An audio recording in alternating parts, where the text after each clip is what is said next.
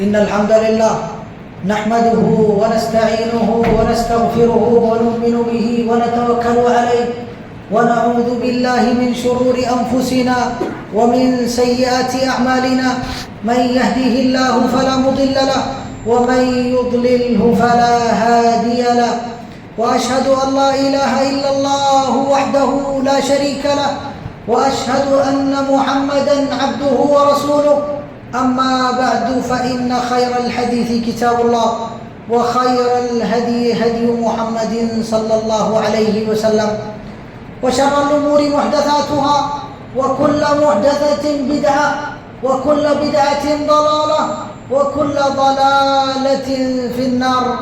قال الله سبحانه وتعالى في كلامه المجيد: أعوذ بالله من الشيطان الرجيم بسم الله الرحمن الرحيم قاف والقرآن المجيد بل عجبوا أن جاءهم منذر منهم فقال الكافرون هذا شيء عجيب أإذا متنا وكنا ترابا ذلك رجع بعيد قد علمنا ما تنقص الأرض منهم وعندنا كتاب حفيظ بل كذبوا بالحق لما جاءهم فهم في أمر مريج أفلم ينظروا إلى السماء فوقهم كيف بنيناها وزيناها وما لها من فروج والأرض مددناها وألقينا فيها رواسي وأنبتنا فيها من كل زوج بهيج تبصرة وذكرى لكل عبد منيب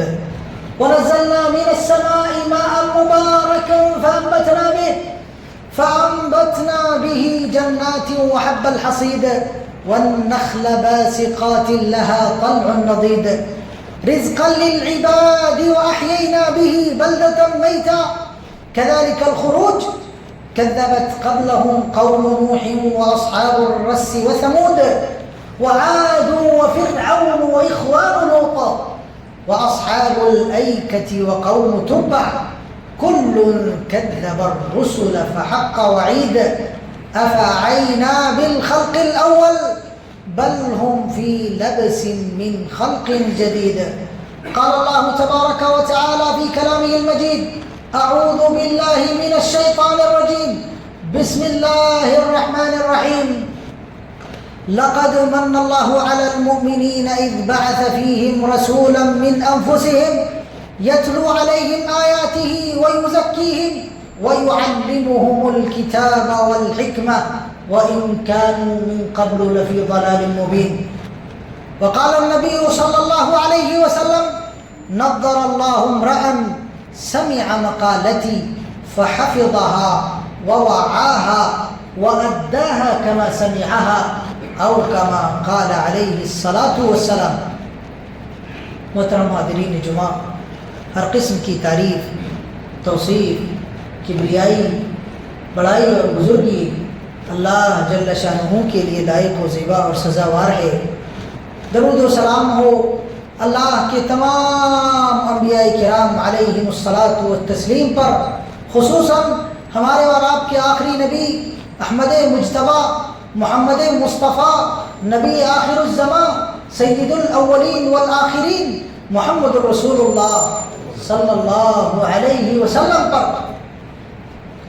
محترم حاضرین جمعہ، جو آیت کریمہ خطبہ مسنونہ کے بعد میں نے آپ کے سامنے تلاوت کی ہے، اس آیت میں اللہ رب العالمین نے مومنوں پر کیے جانے والے اپنے انتہائی عظیم انعام کا ذکر بطور امتنان کیا ہے، اور اللہ رب العالمین نے فرمایا: لقد من اللہ علی المؤمنین اذ بعث فیہم رسولا من انفسہم۔ اللہ رب العالمین نے مومنوں پر ایک بہت بڑا انعام اور بہت بڑا احسان یہ کیا ہے کہ اللہ رب العالمین نے انہی میں سے ان میں ایک رسول کو مبعوث کیا ہے۔ بعض اہل علم نے کہا یہ انفسہم ایک قرات کے مطابق انفسہم ہے، یعنی ان میں سب سے بہترین کنبے، قبیلے اور جماعت میں سے اللہ رب العالمین نے سب سے بہترین اعلیٰ سے اعلیٰ اخلاق کے صفات کے حامل شخص کو اٹھا کر اللہ رب العالمین نے لوگوں کی ہدایت و رہنمائی کے لیے مبعوث کیا. اور میرے بھائیوں، رسول اللہ صلی اللہ علیہ وسلم کی ہمارے درمیان بطور آخری نبی بعثت اللہ رب العالمین کا ایسا انعام ہے جو ہم سے اس بات کی متقاضی ہے کہ ہم اللہ رب العالمین کا اس نعمت پر شکریہ ادا کریں. اور اس شکریہ کا تقاضا ہے کہ ہم جناب محمد رسول اللہ صلی اللہ علیہ وسلم سے اتنی محبت کریں جتنی محبت نہ ہمیں اپنی جان سے ہے، نہ اپنی اولادوں سے ہے، نہ اپنے مال سے ہے، نہ اپنے بیوی بچوں سے ہے. اور کسی بھی انسان کا ایمان، کسی بھی انسان کا اسلام اللہ رب العالمین کے یہاں اس وقت تک قابل قبول ہے ہی نہیں جب تک کہ وہ بندہ اپنی جان سے زیادہ جناب رسول اللہ صلی اللہ علیہ وسلم سے محبت نہ کر لے. اللہ رب العالمین نے قرآن کریم میں اپنی محبت کے حصول کا طریقہ جناب رسول اللہ صلی اللہ علیہ وسلم سے محبت کو قرار دیا. اللہ کا واضح فرمان ہے، قل ان کنتم تحبون اللہ فاتبعونی یحببکم اللہ. اے لوگو، اگر تمہیں اللہ سے محبت کرنی ہے تو تمہیں اس کے لیے پہلے مجھ سے محبت کرنی پڑے گی. اور مجھ سے محبت دراصل میری اتباع کے ذریعے ہی ہو سکتی ہے. من احب سنتی فقد احبنی ومن احبنی کان معی فی الجنہ. جس نے میری سنت سے محبت کی اس نے دراصل مجھ سے محبت کی، اور جس نے مجھ سے محبت کی وہ جنت میں میرے ساتھ میں ہوگا. نبی صلی اللہ علیہ وسلم کی محبت کلمہ لا الہ الا اللہ محمد رسول اللہ صلی اللہ علیہ وسلم کا جزء لا ينفک ہے. اسلام کے ارکان میں سے رکن اولین کا پہلا جزء، ایمان کے ارکان میں سے دوسرے رکن کا جزء ہے، جس کے بغیر کسی انسان کا نہ اسلام صحیح ہو سکتا ہے نہ ایمان صحیح ہو سکتا ہے. قرآن کریم میں اللہ رب العالمین نے ہم سے اس بات کا مطالبہ کیا کہ ہم اپنے پاس میں اللہ کی جتنی نعمتیں ہیں ان ساری نعمتوں سے بڑھ کر رسول اللہ صلی اللہ علیہ وسلم سے محبت کریں. قل ان كان آباؤكم وأبناؤكم وإخوانكم وأزواجكم وعشيرتكم وأموال اقترفتموها وتجارة تخشون كسادها ومساكن ترضونها أحب إليكم من الله ورسوله وجهاد في سبيله فتربصوا حتى يأتي الله بأمره والله لا يهدي القوم الفاسقين. اللہ رب العالمین نے فرمایا، اے محمد رسول اللہ صلی اللہ علیہ وسلم، آپ یہ بات کہہ دیجئے کہ اگر ان مومنوں اور مسلمانوں کے نزدیک ان کی جان، ان کے بیٹے، ان کے بھائی، ان کی ازواج، ان کے گھر، ان کی تجارت، ان کا کاروبار اگر اللہ سے زیادہ محبوب ہے، رسول اللہ صلی اللہ علیہ وسلم سے زیادہ محبوب ہے، تو انہیں اللہ رب العالمین کی پکڑ کے آنے کا آج یا کل کبھی بھی انتظار میں رہنا چاہیے. مطلب یہ ہے کہ اللہ رب العالمین اور اس کے رسول صلی اللہ علیہ وسلم ہمارے نزدیک دنیا کی تمام چیزوں سے زیادہ محبوب ہونا چاہیے. میرے بھائیوں، آج کے اس خطبہ جمعہ میں آپ کے سامنے جو باتیں رکھی جانی ہے وہ یہی ہے کہ کیسے اللہ کے نبی صلی اللہ علیہ وسلم سے محبت کی جائے. اور صحابہ کرام رضوان اللہ علیہ مجمعین نے اللہ رب العالمین پر ایمان کے تقاضے کے تحت رسول اللہ صلی اللہ علیہ وسلم سے کیسی محبت کی، اور آپ صلی اللہ علیہ وسلم سے محبت کے کتنے پیارے پیارے نمونے ہمارے سامنے رکھے، آپ دیکھتے جائیں. امت کے سب سے پہلے خلیفہ حضرت ابو بکر صدیق رضی اللہ عنہ کی ہی مثال اگر ہم اپنے سامنے رکھ لیں، اللہ کے نبی صلی اللہ علیہ وسلم کے ساتھ میں ایک سائے کی طرح چلتے رہنے والے، ہر جگہ آپ کے ساتھ میں اٹھنے بیٹھنے چلنے پھرنے والے حضرت ابو بکر صدیق رضی اللہ تعالیٰ عنہ کو اللہ کے نبی صلی اللہ علیہ وسلم سے اتنی محبت تھی کہ جب بھی مکہ المکرمہ میں رسول اللہ صلی اللہ علیہ وسلم کے ایمان اور اسلام کا اعلان کرنے کے بعد میں اللہ کے نبی صلی اللہ علیہ وسلم کہیں کھڑے ہو کر لوگوں کو اللہ کی طرف بلاتے تھے تو حضرت ابو بکر صدیق رضی اللہ عنہ بازو میں کھڑے رہ کر اللہ کی طرف لوگوں کو ڈنکے کی چوٹ پر بلاتے تھے. کعبۃ اللہ شریف کے اندر ایک دن حضرت ابو بکر صدیق رضی اللہ عنہ نے رسول اللہ صلی اللہ علیہ وسلم کی معیت میں لوگوں کو اللہ کی طرف بلایا. کفار قریش کو یہ منظر پسند نہیں آیا. حضرت ابو بکر صدیق رضی اللہ تعالیٰ عنہ وارضاہ پر ٹوٹ پڑے اور رسول اللہ صلی اللہ علیہ وسلم کو بھی مارنے لگے.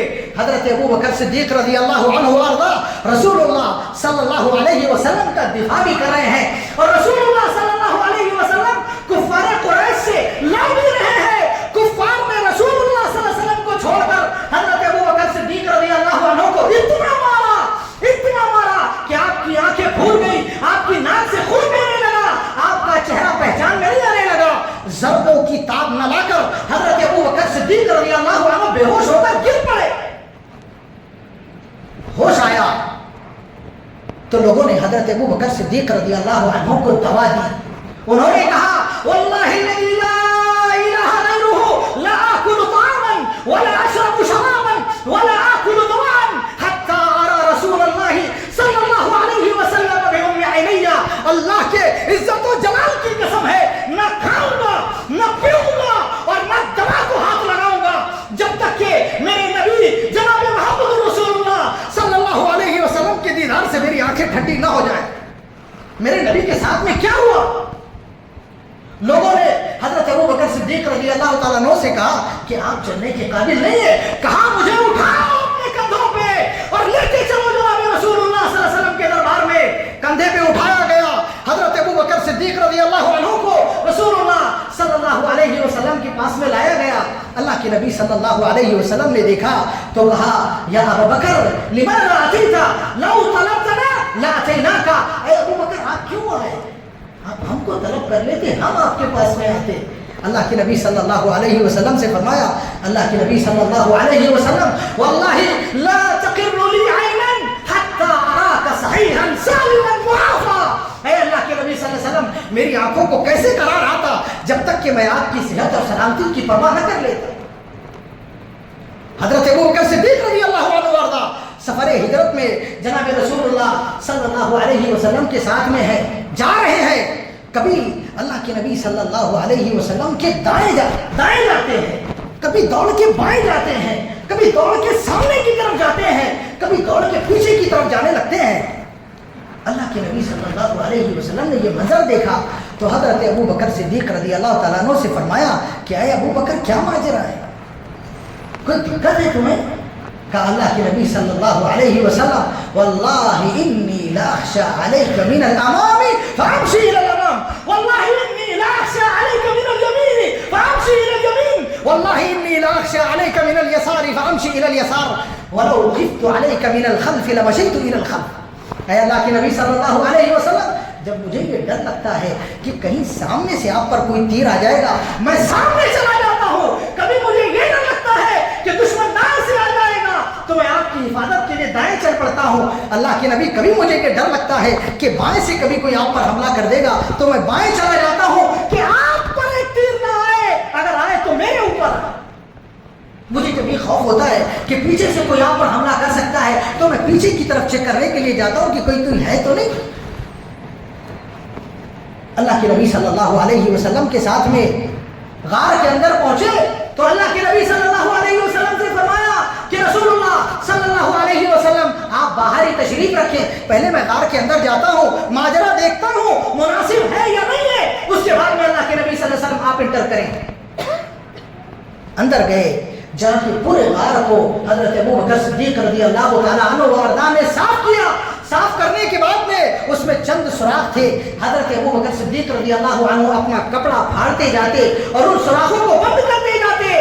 جب کپڑا مکمل ان کے پاس میں جتنا کپڑا زائد تھا جو لگا سکتے تھے وہ مکمل ہوا تو حضرت ابو بکر صدیق رضی اللہ عنہ نے ایک سوراخ پہ اپنا ایک پیر رکھا, دوسرے سوراخ پہ دوسرا پیر رکھا, ایک سوراخ پہ اپنا ہاتھ رکھا, دوسرے سوراخ پہ ایک اور ہاتھ رکھا. پھر رسول اللہ صلی اللہ علیہ وسلم سے فرمایا ادخل بامان و سلام یا رسول اللہ. اے اللہ کے نبی صلی اللہ علیہ وسلم امن و سلامتی کے ساتھ میں داخل ہو جائیے. حضرت ابو بکر صدیق رضی اللہ عنہ وارضاہ نے رسول اللہ صلی اللہ علیہ وسلم کو اپنی ران پہ سلایا اور جب تک اللہ کے نبی صلی اللہ علیہ وسلم آرام فرماتے رہے حضرت ابو بکر صدیق رضی اللہ عنہ نے ذرہ برابر بھی حرکت نہیں کی. اور اتفاق سے میرے بھائیوں اس وقت حضرت ابو بکر صدیق رضی اللہ عنہ کو ڈس لیا گیا. تو حضرت ابو بکر صدیق رضی اللہ عنہ کی مارے شدت الم و غم کے آنکھیں بہہ پڑی. رسول اللہ صلی اللہ علیہ وسلم پر آپ کے آنسو کے قطرے گرے. اللہ کے نبی صلی اللہ علیہ وسلم کی آنکھ کھلی. فرمایا ابو بکر کیا بات ہے؟ کہا اللہ کے نبی صلی اللہ علیہ وسلم لدغت، اے اللہ کے نبی صلی اللہ علیہ وسلم مجھے ڈس لیا گیا. تو اللہ کے نبی صلی اللہ علیہ وسلم نے وقع علیہ او القى علیہ لعابہ فکأنما لم یذبه شیئا. چنانچہ حضرت ابو بکر صدیق رضی اللہ عنہ کے زخم پر اللہ کے نبی صلی اللہ علیہ وسلم نے اپنا لعاب مبارک لگایا. کأنه لم یذبه شیئا. تو آپ ایسے ہو گئے جیسے کسی نے کبھی کوئی ڈسا ہی نہیں. میرے بھائیوں، جنگ احد کا موقع ہے. حضرت ابو دجانہ رضی اللہ عنہ اللہ کے نبی صلی اللہ علیہ وسلم سے تترس علی رسول اللہ صلی اللہ علیہ وسلم، اللہ کے نبی صلی اللہ علیہ وسلم پر ڈھال بن کے حضرت ابو دجانہ رضی اللہ عنہ بیٹھے ہوئے. 80 سے زیادہ تیر میرے بھائیوں اپنے بدن پہ لے رہے ہیں. حضرت ابو طلحہ انصاری رضی اللہ عنہ اللہ کے نبی صلی اللہ علیہ وسلم پر ڈھال کی طرح حضرت ابو دجانہ کے ساتھ میں کھڑے ہوئے ہیں اور کہہ رہے ہیں لا تشرف راسک یا رسول اللہ ربما اصابک ربما یصیبک القوم. اے اللہ کے نبی صلی اللہ علیہ وسلم نحری دون نحری کا، اے اللہ کے نبی صلی اللہ علیہ وسلم اللہ کے واسطے آپ اپنا سر اوپر نہ اٹھائیں، میری گردن آپ کی گردن کے مقابلے ہے. اے اللہ کے نبی اگر کوئی تیر آئے گا تو آپ کو نہیں لگنا چاہیے، مجھے لگنا چاہیے. تاریخ کے اندر یہ واقعہ لکھا ہوا ہے کہ غزوہ احد کے اندر ایک کافر نے رسول اللہ صلی اللہ علیہ وسلم پر حملہ کرنے کے لیے یا آپ کو ایذا اور تکلیف پہنچانے کے لیے کافی دنوں تک کے اس نے گڈھا کھودا. اور میرے بھائیوں، آپ مدینہ کی سرزمین اگر دیکھیں گے تو انتہائی پتھریلی سرزمین ہے. اس نے کافی دن لگا کر کے وہ گڈھا کھودا اس امید میں کہ شاید کہ محمد رسول اللہ صلی اللہ علیہ وسلم اس حفرے کے اندر واقع ہو جائیں گے. اور اتفاق سے ہوا ایسا کہ اللہ کے نبی صلی اللہ علیہ وسلم کفار کے حملوں کی تاب نہ لا کر پیچھے جب ہٹے تو اللہ کے نبی صلی اللہ علیہ وسلم اس گڑھے کے اندر جا گرے. اور اللہ کے نبی صلی اللہ علیہ وسلم جب گرے تو آپ نے خون پہنا ہوا تھا. آپ صلی اللہ علیہ وسلم جب گرے تو آپ صلی اللہ علیہ وسلم کے سامنے کے دانت ٹوٹ گئے اور آپ صلی اللہ علیہ وسلم کو اس گڑھے کی دیوار ایسے لگی کہ آپ صلی اللہ علیہ وسلم کے خون کا یہ حصہ آپ کے گال میں گھس گیا. آپ کی ناک سے خون بہنے لگا، آپ کے منہ سے خون بہنے لگا، آپ خون کی الٹیاں کرنے لگے، منہ میں خون بھر بھر کے رسول اللہ صلی اللہ علیہ وسلم تھوکنے لگے. جب یہ منظر حضرت ابو بکر صدیق رضی اللہ عنہ وارضاہ نے دیکھا تو اللہ کے نبی صلی اللہ علیہ وسلم سے خون چوسنے لگے اور اللہ کے نبی صلی اللہ علیہ وسلم سے خون نکالنے کے لیے ان کڑیوں کو اپنے منہ سے کھینچنے لگے، لیکن اس پر انہیں قدرت نہیں ہوئی، قادر نہیں ہو سکے نکالنے کی. تو حضرت ابو عبیدہ ابن الجراح رضی اللہ عنہ وارضاہ نے کہا اقسمت علیک باللہ یا ابا بکر لخلیتنی اخرجها من فم رسول اللہ صلی اللہ علیہ وسلم. کہا اے ابو بکر میں تمہیں اللہ کی قسم دیتا ہوں کہ آج مجھے رسول اللہ صلی اللہ علیہ وسلم کی یہ خدمت کرنے دیں، آج آپ ہٹ جائیں یہاں سے. اور اس کے بعد میں حضرت ابو عبیدہ بن جراح رضی اللہ عنہ وارضاہ نے جو خود اللہ کے نبی صلی اللہ علیہ وسلم کے گال میں گھسا ہوا تھا آپ اس خود کو نکالتے جاتے اور آپ کا ایک ایک دانت ٹوٹتا جاتا، حتیٰ کہ ان کے سامنے کے سارے دانت گر گئے، لیکن انہوں نے اللہ کے نبی صلی اللہ علیہ وسلم کے گال میں گھسے ہوئے اس خون کو نکالنے سے اپنے آپ کو پیچھے نہیں ہٹایا، پورا خون نکال کر اپنے پورے دانت سامنے کی توڑوا لیے. صحابی رسول حضرت انس بن مالک رضی اللہ عنہ کہتے ہیں اللہ کی قسم ان کے اس عمل کی وجہ سے اللہ رب العالمین نے ان کے چہرے پر اس کے بعد میں ایسا نور دیا کہ اس سے پہلے کبھی ہم نے ایسا نور ان کے چہرے پہ نہیں دیکھا. میرے بھائیوں، حضرت ابو قتادہ رضی اللہ عنہ وارضاہ رسول اللہ صلی اللہ علیہ وسلم کی عمر 62 سال ہو چکی ہے. اللہ کے نبی صلی اللہ علیہ وسلم ایک غزوے میں سواری پر سوار ہو کر اپنے صحابہ کرام رضوان اللہ علیہ مجمعین کے ساتھ میں جا رہے ہیں.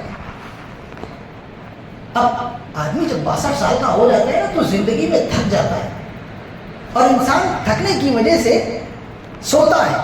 تو اللہ کے نبی صلی اللہ علیہ وسلم سواری پہ سوار ہے اور رسول اللہ صلی اللہ علیہ وسلم تھکن کی وجہ سے یمیل یمیناً وقد یمیل یسارا، اللہ کے نبی صلی اللہ علیہ وسلم کبھی دائیں جانب میل کھاتے ہیں کبھی بائیں جانب میل کھاتے ہیں، یعنی ایسا ڈول رہے ہیں۔ تو حضرت ابو قتادہ رضی اللہ عنہ وارضہ نے جب یہ منظر دیکھا تو اللہ کے نبی صلی اللہ علیہ وسلم کے پاس میں دوڑے ہوئے آئے اور اللہ رات میں چلنا شروع کیا میرے بھائیوں۔ ابھی چنانچہ اللہ کے نبی صلی اللہ علیہ وسلم کو کبھی دائیں طرف سے سہارا دے رہے ہیں کبھی بائیں طرف سے سہارا دے رہے ہیں اور آپ کو سیدھا کرتے ہوئے لے کے جا رہے ہیں، سواری چلتی جا رہی ہے، اللہ کے نبی صلی اللہ علیہ وسلم آرام سے سو رہے ہیں۔ رات کے آخری پہر میں جس وقت اللہ کے نبی صلی اللہ علیہ وسلم تہجد کے لیے اٹھا کرتے تھے، رات بھر چلنے کے بعد میں اس وقت اللہ کے نبی صلی اللہ علیہ وسلم کی آنکھ کھلی تو دیکھا حضرت ابو قتادہ رضی اللہ عنہ وارضہ سہارا لیے ہوئے۔ پوچھا ممتا وانت هكذا یا ابا قتادہ، اے ابو قتادہ تم کب سے اس حالت میں ہو؟ کہا اللہ کے نبی صلی اللہ علیہ وسلم من اللیلۃ الاولی، جب سے اللہ کے نبی صلی اللہ علیہ وسلم ہم نے چلنا شروع کیا ہے تب سے اللہ کے نبی صلی اللہ علیہ وسلم میری یہی حالت ہے۔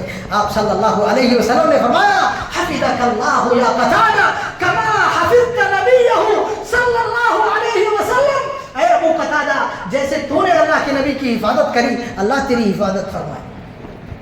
میرے بھائیوں حضرت عبد الرحمن بن عوف رضی اللہ عنہ وارضہ کہتے ہیں غزوہ بدر کا موقع ہے اور غزوہ بدر کے موقع پہ میں نے اپنے دائیں جانب دیکھا تو ایک انصاری چھوٹا سا بچہ مجھے دکھائی دیا، بائیں جانب دیکھا تو ایک دوسرا انصاری چھوٹا سا بچہ دکھائی دیا۔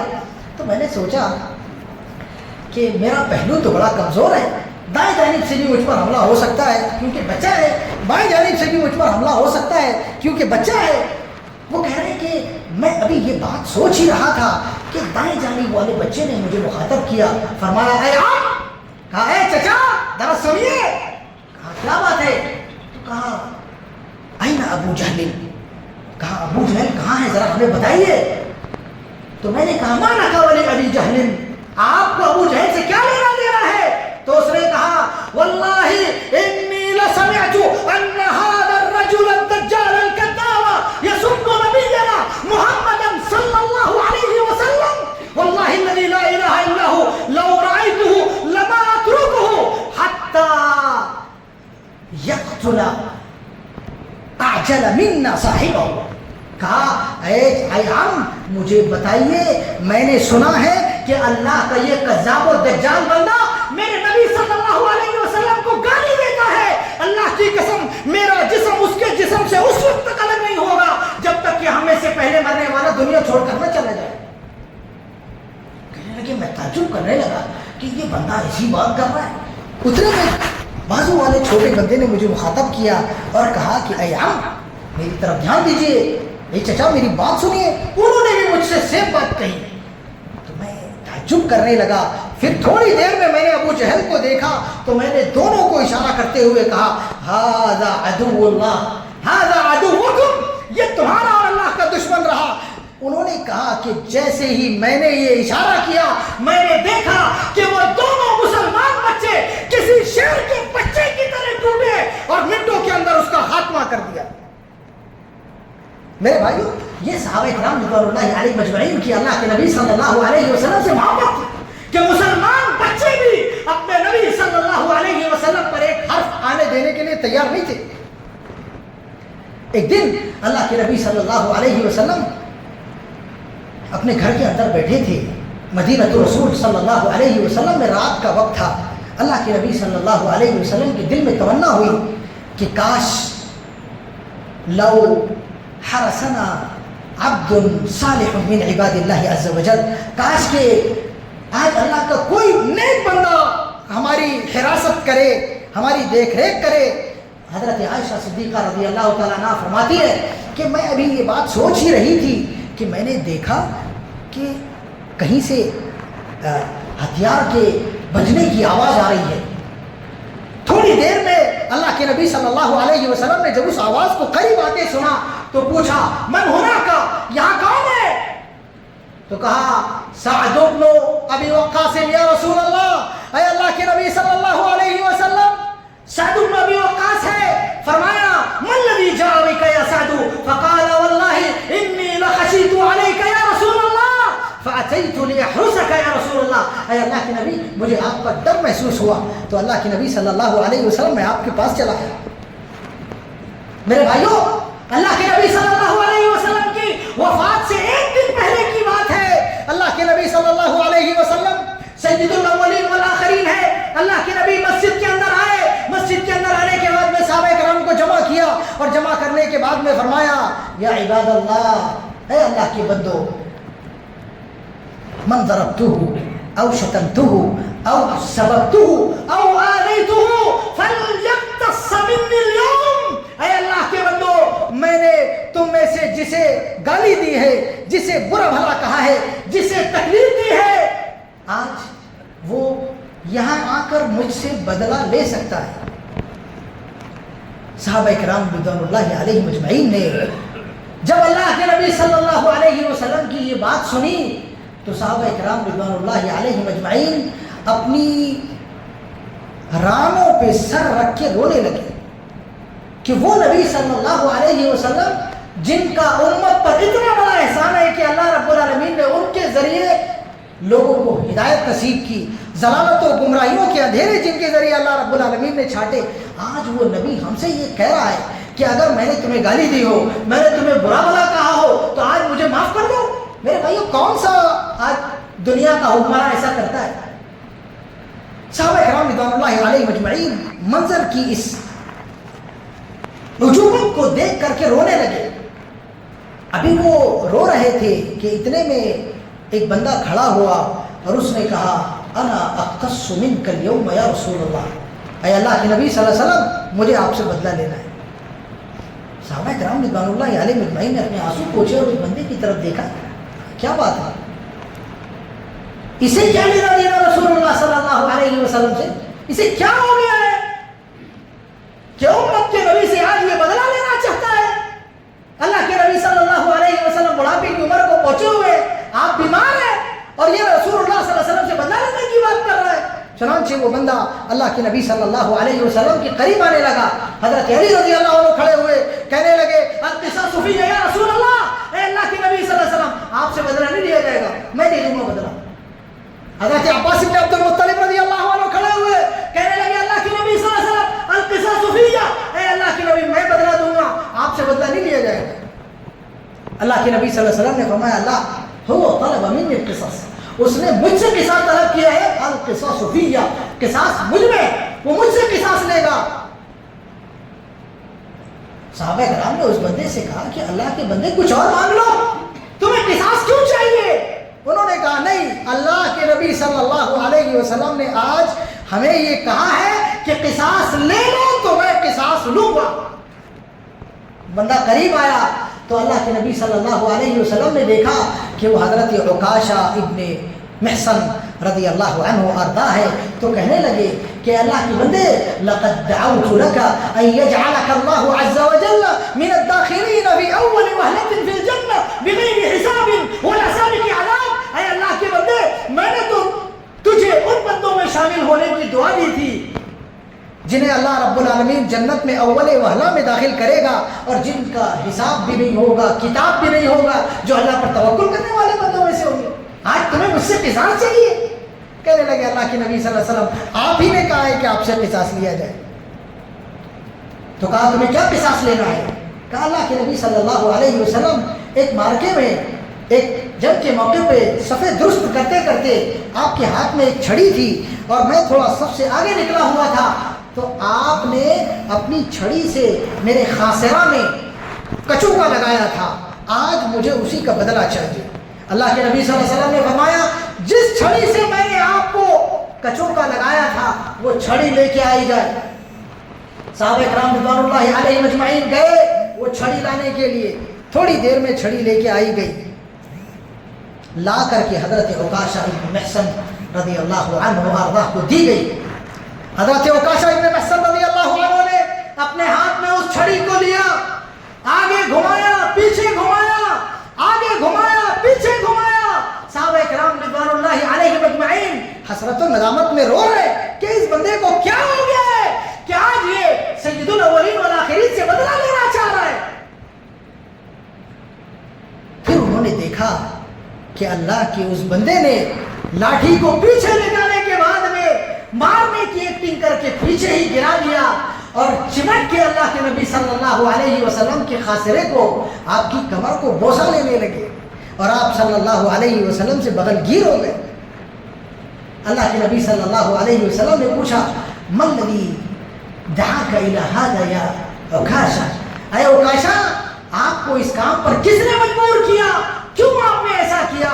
तो उन्होंने कहा, वल्लाहि अल्लज़ी ला इलाहा इल्ला हु रअयतु अन्ना हादा मौइदुल वदा। ऐ अल्लाह के नबी सल्लल्लाहु अलैहि वसल्लम, मुझे ऐसा महसूस हो रहा है कि ये जुदाई का वक्त है। तो अल्लाह के नबी सल्लल्लाहु अलैहि वसल्लम, मैंने सोचा कि काश आपके जाते जाते या मेरे दुनिया से जाते जाते अल्लाह के नबी सल्लल्लाहु अलैहि वसल्लम आखिर में कम से कम मेरी चमड़ी आपकी चमड़ी से मिल जाए तो अल्लाह रब्बुल आलमीन मेरी मग़फ़िरत कर दे। मेरे भाइयों, हज़रत रबिया रज़ियल्लाहु अन्हु अल्लाह के नबी सल्लल्लाहु अलैहि वसल्लम के पास में आए, कहने लगे, ऐ अल्लाह के नबी सल्लल्लाहु अलैहि वसल्लम, उहिब्बुका हुब्बन शदीदा, ऐ अल्लाह के नबी सल्लल्लाहु अलैहि वसल्लम, मैं आपसे बहुत ज्यादा मोहब्बत करता हूँ, हत्ता कि आपकी रुयत और दीदार के बगैर मैं नहीं रह सकता। मैं अपने घर के अंदर जाता हूँ, अपने बीवी बच्चों में होता हूँ तो मुझे आपकी याद आती है, तो अल्लाह के नबी सल्लल्लाहु अलैहि वसल्लम, आपको देखने के लिए मैं आपके पास में आ जाता हूँ। फिर जब आपको देख लेता हूँ तो मेरी आंखें ठंडी हो जाती है। फिर अल्लाह के नबी सल्लल्लाहु अलैहि वसल्लम मैं अपने घर को चला जाता हूँ। लेकिन जब मैं अपने घर को जाता हूँ तो अल्लाह के नबी सल्लल्लाहु अलैहि वसल्लम, मेरे दिल में ये ख्याल आता है कि आज दुनिया में आप यहाँ मौजूद हैं तो मैं आपको देख ले रहा हूँ, लेकिन कल जब मेरी वफ़ात होगी या रसूलुल्लाह सल्लल्लाहु अलैहि वसल्लम की वफ़ात होगी तो अल्लाह के नबी सल्लल्लाहु अलैहि वसल्लम सय्यदुल अव्वलीन वल आखिरीन है, अंबिया के सरदार है। आप सल्लल्लाहु अलैहि वसल्लम जन्नत के आला से आला मकामात में रहेंगे। जन्नत में जाने के बाद में मैं आपको तो नहीं देख सकूंगा। अल्लाह के नबी सल्लल्लाहु अलैहि वसल्लम, तब कैसा होगा? अल्लाह के नबी सल्लल्लाहु अलैहि वसल्लम ने फरमाया, अंत मअ मन अहबब्त, ऐ रबिया, डरो नहीं, घबराओ नहीं, आपने जिससे मोहब्बत की है, कयामत के दिन अल्लाह रब्बुल आलमीन आपका हशर, आपकी सोहबत उन्हीं के साथ में रखेगा।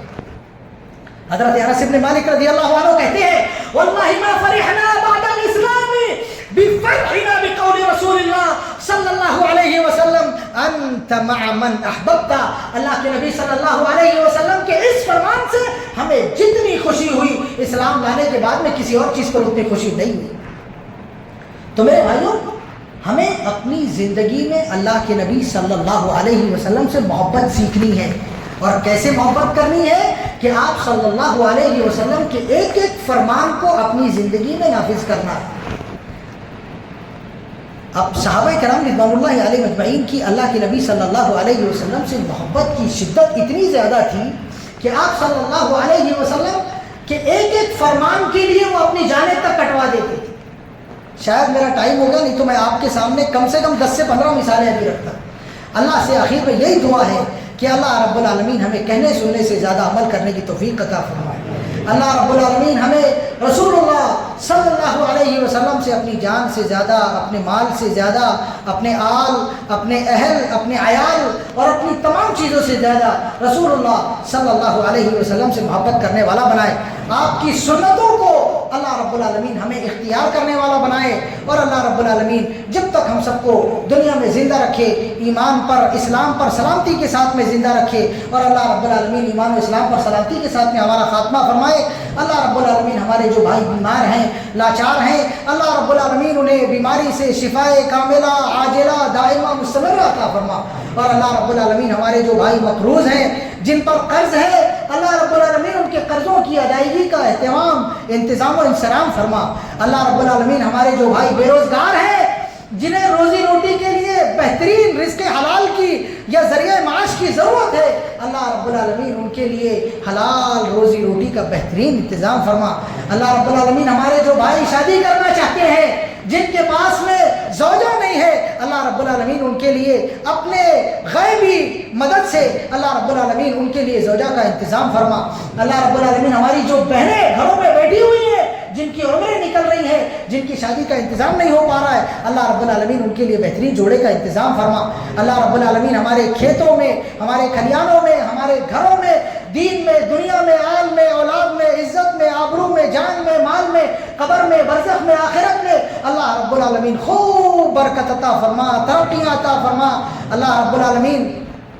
ابھی چند دنوں پہلے ہمارے شیخ عمران جامعی صاحب حفظہ اللہ، اللہ ان کی حفاظت فرمائے، ان کو برکت عطا فرمائے، ان کے ساتھی شیخ سید شوکت علی ہاشمی صاحب کا جو انتقال ہوا، اللہ رب العالمین ان کی بھی مغفرت فرمائے، اللہ کروٹ کروٹ ان کو جنت نصیب فرمائے، اللہ ان کی قبر کو نور سے بھر دے، اللہ رب العالمین ان سے راضی ہو جائے، ان کی حسنات کو قبول فرمائے، سیئات کو درگزر فرمائے، اور اللہ رب العالمین جنت میں ہم میں سے ہر ایک کو اور ان کو بھی اور ہمارے تمام سابقین لاحقین کو اللہ رب العالمین بغیر حساب کے، بغیر کتاب کے، بغیر عذاب کے، اللہ رب العالمین اول وہلہ میں ہمارے چہروں کو چاند اور سورج سے زیادہ روشن کر کے، چاند اور سورج سے زیادہ روشن تاج ہم کو پہنا کر اللہ رب العالمین نبیین، صدیقین، شہداء، صالحین کے ساتھ میں جنت الفردوس میں اعلیٰ سے اعلیٰ مقام عطا فرمائے، آمین۔ تقبل یا رب العالمین۔